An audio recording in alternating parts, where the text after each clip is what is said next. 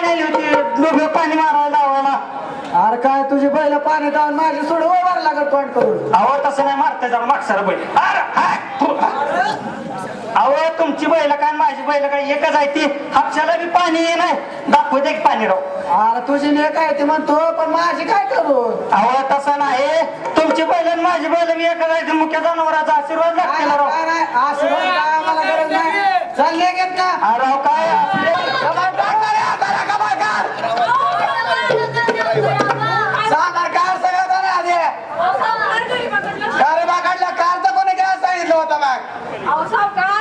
असं नका करू आमच्या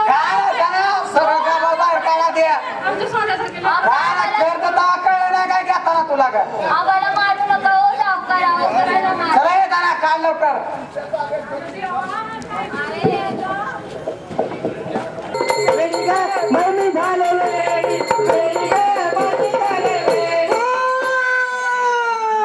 काय झालं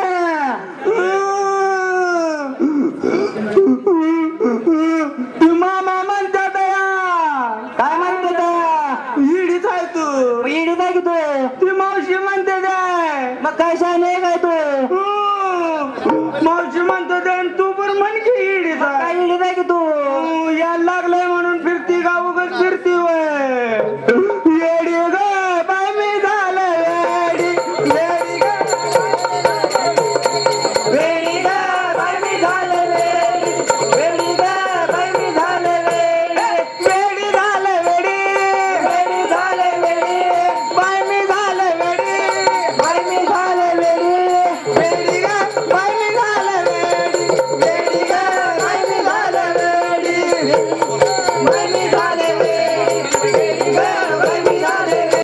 आणि प्रहार नावाची संघटना जी महाराष्ट्र सरकारच्या चुकावर सातत्यानं प्रहार करत असते त्या संघटनेचे संस्थापक अध्यक्ष आदरणीय आमदार बच्चूभाऊ कडू, भारतीय कृषक समाज जो डॉक्टर पंजाबराव देशमुख हे पहिले कृषी मंत्री असताना ज्यांनी स्थापन केला त्या संस्थेचे महाराष्ट्र राज्य शाखेचे अध्यक्ष माननीय श्री बापूसाहेब भोसले, अरविंद पंतू आपल्याला या ठिकाणी उद्घाटक म्हणून लाभलेले आहेत. ते येत आहेत 2 मिनिटांमध्ये. तेव्हा ही परिषद आम्ही अशा विचाराने घेतलेली आहे की आज कुणाला तरी टार्गेट करण्यासाठी कुणाकडून तरी काही मिळवण्यासाठी अनेक भाऊ कार्यक्रम होतात, परंतु ही परिषद या जिल्ह्यातल्या आणि या राज्यातल्या दुष्काळी पट्ट्याचं धोरण ठरावं आणि ती धोरण ठरवण्याची आमच्यासारखा एखादा छोटा अभ्यासक केवळ माहिती देऊ शकतो, परंतु ते धोरण मांडू शकतो, परंतु धोरण जर आपल्याला प्रत्यक्षात आणायचं असेल आणि शेतकऱ्यांच्या पदरात माप टाकायचं असेल तर या फुले शाहू आंबेडकरांच्या विचाराचे वारसदार आणि वंशजच करू शकतील हा दृढ विश्वास आहे. म्हणून या ठिकाणी यांना बोलवलेला आहे. आम्ही ज्या मागण्या मांडलेल्या आहेत त्या मागण्या देखील आदरणीय दादांनी करायला आपल्याला घ्यावा लागत होता, परंतु रघुनाथ दादांचे या बाबतीत मोठे आंदोलन करून जेव्हा शेतकऱ्याला उसाचा दर मिळवून दिला त्याचा पूर्णपणे श्रेय आदरणीय रघुनाथ दादाला जातो.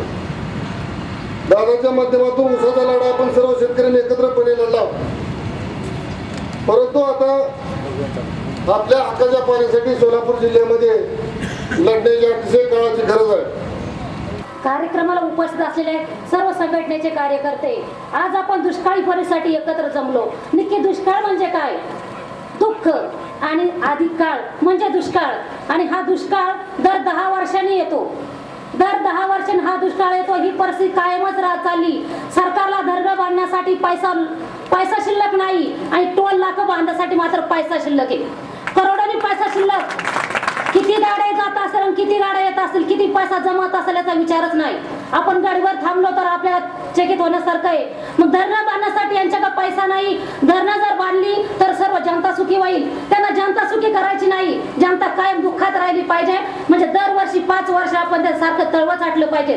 दरवर्षी 5 वर्ष इलेक्शन येतं आणि त्या इलेक्शनच्या काळामध्ये आपल्याला पुढारी सांगतात तुमची काय सोय करू, तुम्हाला काय पाहिजे, तुम्हाला काय वाटेल ती बाई बाटली दारू तुमची सगळी सोय केली जाते. मोठमोठे उडवा आणि त्यांना सांगा अरे हरामखोरांनो आम्हाला प्यायच्या पाण्यात सोय करता येत नाही, पण 2014चं इलेक्शन लागणारी दारू मात्र तुम्हाला आज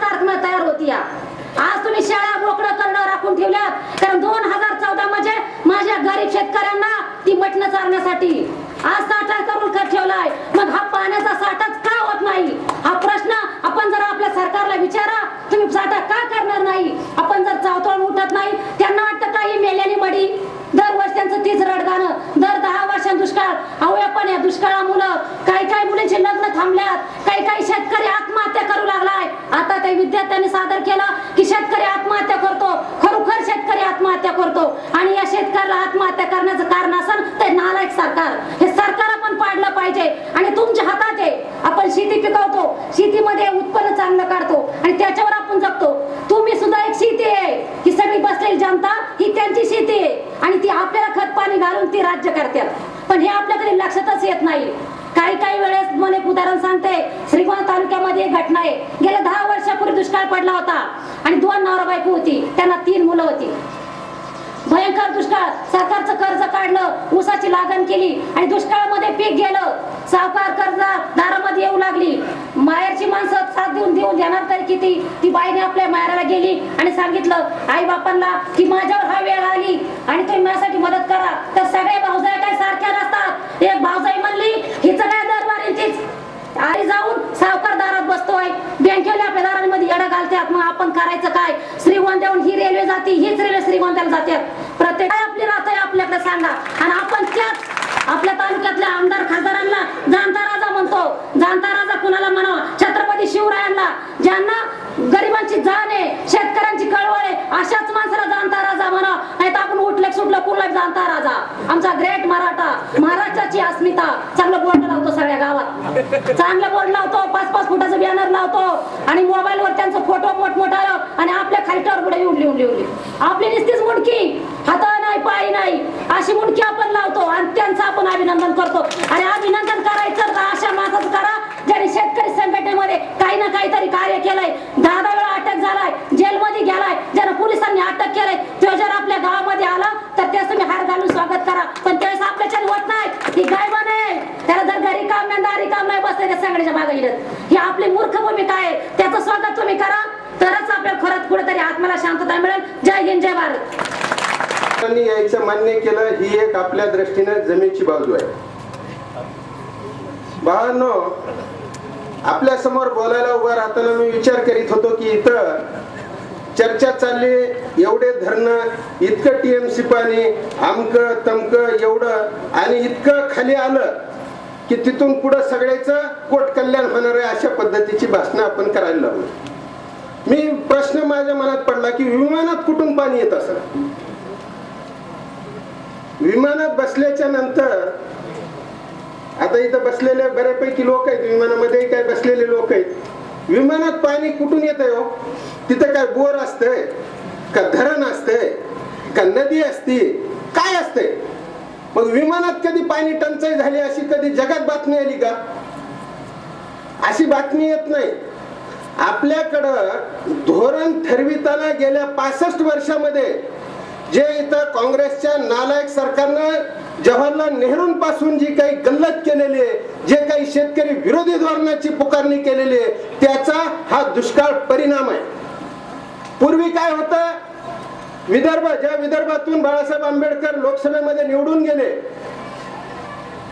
आमदार म्हणून बच्चू कडू तिथून निवडून आलेले, त्या विदर्भाची भूमी ही सर्वात श्रीमंत भूमी म्हणून महाराष्ट्रामध्ये नावलौकिक असलेली भूमी म्हणजे विदर्भाची भूमी. तुमचा पश्चिम महाराष्ट्र किंवा माझा मराठवाडा हा श्रीमंत म्हणून त्याची इतिहासामध्ये नोंद नव्हती. आमच्या भागातला ज्वारी, बाजरी, मका पिकवणारा शेतकरी जर का बाजारात 5 क्विंटल भरड धान्य विकायला घेऊन गेला तर 1 तोळा सोनं खरेदी करण्या येण्याची किंमत त्या मालाची होती. आज जर का कापूस विकायला गेलं तर 1 तोळा खरेदी करण्यासाठी किती क्विंटल कापूस घालायला लागतो बच्चू भाऊ? 10 क्विंटल कापूस घालायला लागतो. म्हणजे याचा अर्थ गेल्या 65 वर्षामध्ये तुमची 10 पटीने सोन्याच्या तुलनेमध्ये विदर्भाची लुबाडणूक करण्याचं काम नेहरूंपासून राहुल गांधी पर्यंत चालू आहे आणि आपण हे उघड्या डोळ्याने सहन करतो. ही परिस्थिती जर का बदलायची असेल, मराठवाड्याचा प्रश्न वेगळा नाही, पश्चिम महाराष्ट्राचा प्रश्न नाही आणि पाण्याचा तर अजिबात नाही. हा प्रश्न पाण्याचा नाही. माडा मंगळवेढा ही जी काही तालुके हे ज्वारी उत्पादक भाग आहे. वैरागची ज्वारी या संबंध महाराष्ट्रामध्ये नाही तर देशामध्ये प्रसिद्ध ज्वारी. परंतु ज्वारीचं संशोधनच बंद झालं. ज्वारीचं पूर्ण संशोधन बंद झालं. याचं कारण काय आहे? ज्वारीवरची प्रक्रिया बंद झाली. ज्वारीवर निर्यात बंदी घातली, कापसावर निर्यात बंदी घातली. हा जो नाशिक पर्यंतचा पट्टा आहे तुमचा, सातारा ते नाशिक हा संबंध पट्टा कांद्याचा पट्टा आहे. कांद्याचं उत्पादन तयार झाल्याच्या नंतर कांद्यावर निर्यात बंदी घातली जाते. परंतु कांद्यापासून ज्यावेळेस भंवरलाल जैन आणि शरद पवारांचे आणि सोनिया गांधीचे बगलबच्चे ज्यावेळेस का त्याच्यापासून कांद्याची पेस्ट आणि पावडर तयार करतात, ती पावडर मात्र जगात विकायला पाठवितात. हे उद्योगपती तुमच्या सरकारचे बाप लागतात का? हा प्रश्न या पुढच्या काळामध्ये सगळ्यांनी विचारण्याची गरज आहे. प्रश्न पाण्याचा नाही, प्रश्न आहे तो आपण तयार केलेल्या मालाला किंमत मिळण्याचा प्रश्न आहे. आणि या किमती मिळण्यामध्ये सर्वांचा दुष्काळ अडकलेला आहे. विमानामध्ये जाताना किंवा बसमधून येताना कुठल्याही बस स्टँडवर जर का गाडी थांबली, 50 पोरं बसच्या भोवताली येते. थंड बाटली, आमच्या कंपनीची बाटली 15 रुपयाला, कुणी म्हणतं 12 रुपयाला, कुणी म्हणतं 20 रुपयाला. पाण्याची टंचाई आहे कुठं? तुमच्या खिशात पैसे नाहीत म्हणून पाणी तुम्हाला पिता येत नाही, ही परिस्थिती आहे. मग जर का तुमच्या खिशात पैसे यायचे असतील आणि विदर्भासारखी जर का सुबत्ता यायची असेल, विदर्भाला उगाच काही सोन्याची चिडिया आणि सोन्याचा धूर निघणारा प्रदेश म्हणत नव्हते. विदर्भातला जो कापूस तयार होतो, तो जो काही सूर्यप्रकाश त्या विदर्भाला मिळालेला आहे, त्या सूर्यप्रकाशात तयार होणारा धागा हा जास्तीत जास्त स्टेपल लेंथ असणारा धागा आहे. कारण काय? तर येणाऱ्या मालामधून माझा भाग, मी ज्या भागामध्ये राहतो आंबेजोगाईला, तिथं पावसाच्या पाण्यावर मला कळतंय तसं 2 पिकं आमचे हमखास येतात का नाही बोलणार साहेब? आपला आघात गेलाय आणि रब्बी गेली असं कधी झालंय? दुष्काळ म्हणजे हाय कशाचा दुष्काळ नेमका? आता तर बिअर बार सगळे फुलं आहेत, सगळे पानपट्ट्या फुलं आहेत, सगळं टाईट आहे. काही कुणाला अडचण नाही. आहे काय आम्हाला सांगा? हा, पिणारे प्यायला लागलेत, खाणारे खायला लागलेत, मजा करणारे करायला लागलेत. बेजार कोण आहे? ज्याच्याकडे ज्यानं दुभते जनावर केले ते माणूस बेजार आहे. बेजार कोण आहे? दुधाच्या नादाला जी लागला शरद पवारचा ऐकून जे दूध करायला लागले ते बेजार आहेत लोक. ज्यांनी साखर कारखाने म्हणजे विना सहकार नाही उद्धार सांगताना काय सांगितलं आम्हाला? विना सहकार नाही उद्धार. हा एक शेअर्स घेतला की तुम्ही या कारखान्याचे मालक. विजयसिंह मोहिते पाटील कधी तुम्हाला कारखान्यावर येऊ दिलं का? तिथला कोणी सभासद असला तर? लोकमंगल आहे, त्यांचे शेअर्स बऱ्याच जणांनी घेतले. सुभाष देशमुख आहेत, सुभाष देशमुखांच्या कारखान्याचा लोकमंगलचा शेअर घेतला म्हणून तुम्हाला कधी त्या कारखान्यात मालकाची वागणूक कधी मिळाली? आणि त्यांनी सांगितलं की बिना सहकार नाही उधार. हजारात कुठं मालक होत असतोय 50 कोटीच्या कारखान्याचा. काय येणेपणा हे? आपल्याला वाटलं की आपण खरं मालक झालोत काय? ही फसवणूक करून त्यांनी तुम्हाला ऊस लावायला लावला. धरणं बांधले म्हणजे तुमच्यासाठी बांधले नाही, आमच्यासाठी बांधले नाही धरणं. धरणं त्यांनी त्यांच्या बगलबच्च्यासाठी आणि इथली सत्ता काबीज करण्यासाठी. मला आठवत आहे की मी प्रकाश आंबेडकरांच्या नांदेडच्या पोटनिवडणुकीच्या प्रचारात पण मी काम केलेला कार्यकर्ता आहे. मी महाराष्ट्रामध्ये इतिहास आज होतो आहे. 1986 साली स्वराज्य मिळवायचा औंधा अशी घोषणा त्यावेळी शेतकरी संघटनेची होती.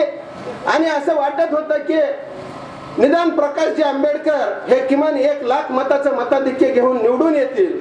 परंतु या महाराष्ट्रातले काँग्रेसवाले आणि राष्ट्रवादीवाले, मी अत्यंत जबाबदारीने हे वाक्य वापरतोय की हे सर्वात जातीवादी जर का महाराष्ट्रात कुणी असतील तर हे 2 पक्षाचे पुढारी आणि कार्यकर्ते.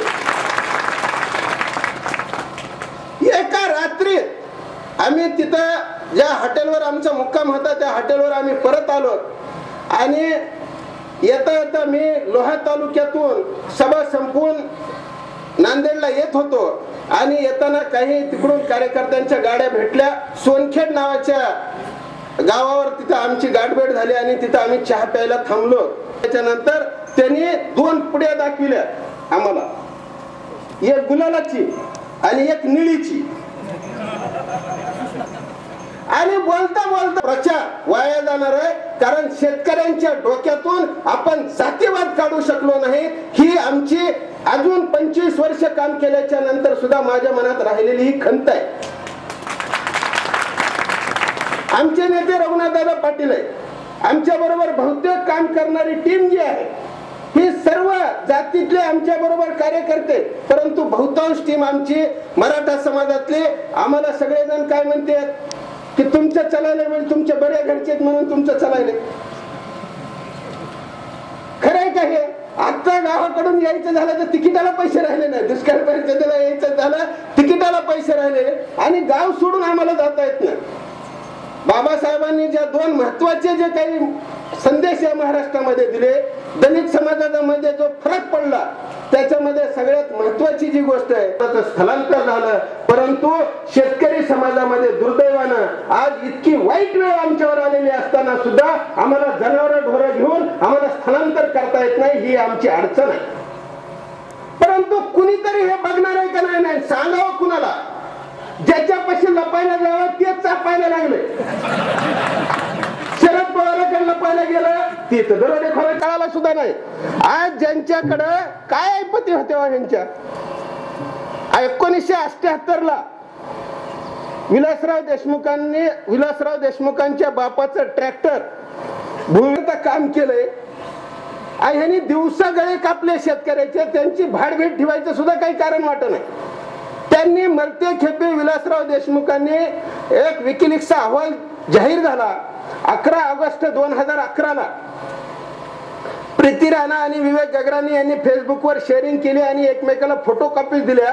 त्या फोटो कॉपीज मध्ये या देशातल्या पुढाऱ्यांनी या देशातली जनता लुटून, या देशातला शेतकरी लुटून, विशेषतः जी काही स्विस बँकेमध्ये धन गोळा केलंय त्याची यादी प्रसिद्ध झाली आणि याच्यामध्ये पहिलं नाव या UPA सरकारच्या प्रमुख सोनिया गांधींचं आहे. सोनिया गांधींच्या नावाने किती पैसे? त्या यादीनुसार 6,90,012 कोटी रुपये त्यांच्या यादीत आहे, त्याचा अकाउंट नंबर आहे. दुसरं नाव झालंय राहुल गांधीचं. राहुल गांधींच्या नावानं 1,80,000 कोटी रुपये परकीय बँकेत आहेत. आणि तिसरं नाव ज्यांच्या बापाचं ट्रॅक्टर 1978 ला जप्त झालं होतं, त्या मुंबईतून इकडे ह्याला हलविलं होतं चेन्नईला ठसे घेण्यासाठी. हातापायाचे जेवढे ठसे लागते त्याच्या पोराला बायकोला पैसे मिळविण्यासाठी, त्याच्यासाठी प्रयत्न हलविलं. मला हे समजत नाही की भारतीय आयुर्विज्ञान सारखं हॉस्पिटलला आमदार झाले आणि 16 एकरचा शेतकरी आज काय परिस्थिती आहे.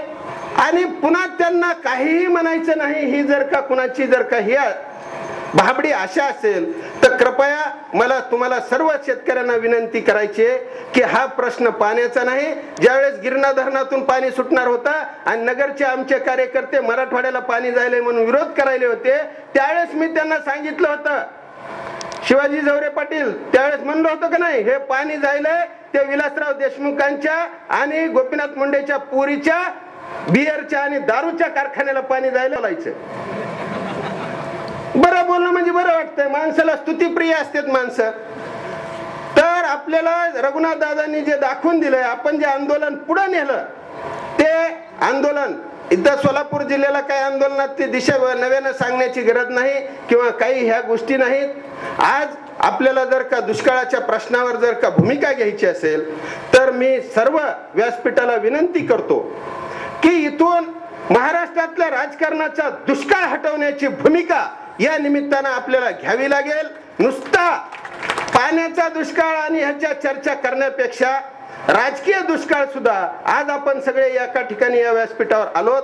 निदान 2014च्या निवडणुकीमध्ये जर का याची आपल्याला काही परिणाम करता आला तर मला असं वाटतंय की ही दुष्काळ परिषद यशस्वी होईल अशा पद्धतीची भावना व्यक्त करतो.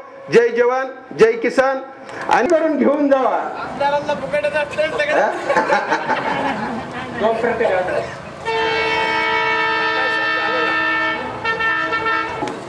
आपण त्यानंतर करूया. तत्पूर्वी जसं की नानांनी कंप्लीट करायचं आहे. आता या ठिकाणी जे शाहू राजांचे वारस आपण म्हणतो असे छत्रपती संभाजीराजे भोसले या ठिकाणी उपस्थित राहिले. त्यांचं आगमन झालेलं आहे. टाळ्याच्या गजरात स्वागत झालेलं आहे. व्यासपीठावरती अनेक बाबाने आम्हाला काय सांगितलं, कशा करता आम्ही ही भिल्ल लावले छातीवर की बाबा आपली एकच मागणी आहे की शेतमालाला उत्पादन खर्चावर भाव मिळला पाहिजे. आमच्या अजिबात एक कलमी कार्यक्रम नाही, एक कलमी कार्यक्रम की शेतमालाला उत्पादन खर्चावर भाव मिळला की उत्पादकाची गरीबी हटते आणि दुसरा एक भाव आमचा शेत मजूर आहे त्याला सुद्धा आपोआप मजुरी वाढते, गावातली गरीबी हटते. पण उत्पादन खर्च काढत असताना एक विषय मी तुम्हाला सांगणार आहे, अनेक विषय नंतर बघू. त्याच्यामध्ये जे वीज बिल असतंय ते उत्पादन खर्चात धरलेलं नाही. म्हणून आपण जे दादानी पहिली परिषद इथं मिरजेला झाली त्या मिरजेमध्ये घोषणा केली आमच्या नेत्यांनी की हे सरकार जर उठणी मानायचं असेल आणि उत्पादन खर्च मिळालाच पाहिजे यासाठी भांडायचं असेल तर एक घोषणा आपण इथनं घेऊन जायचं, कर कर्जा नहीं देंगे, बिजली का बिल भी नहीं देंगे. घोषणा केली 98 साली. आणि मित्रांनो एवढे जोराने आंदोलन महाराष्ट्रात चालू झाल्यावर मी दौंड तालुक्यात राहतो. 35 एकर बापाची नदीच्या कडेला जमीन, सगळा ऊस असतो आणि आमच्या गावात बरीचशी माणसं म्हणायला लागली वीज बिल नाही भरल्यावर मोटर उचलून नेतील, कनेक्शन कापतील, पोलीस आणतील. पण मला या दादांच्या बरोबर नेत्यांच्या बरोबर बसून जे काही अभ्यास मिळला होता की हा देश 1950 ला या देशाची घटना तयार झाली. त्या घटनेचे शिल्पकार आपण वेळोवेळी नाव घेतो की आदरणीय डॉक्टर बाबासाहेब आंबेडकर. त्या घटनेमध्ये मालकाचा अधिकार 50 ला आपल्याला दिलेला आहे. त्यामुळं वस्तूला जर कुणी आपले हात लावला की त्याला हाणायचा.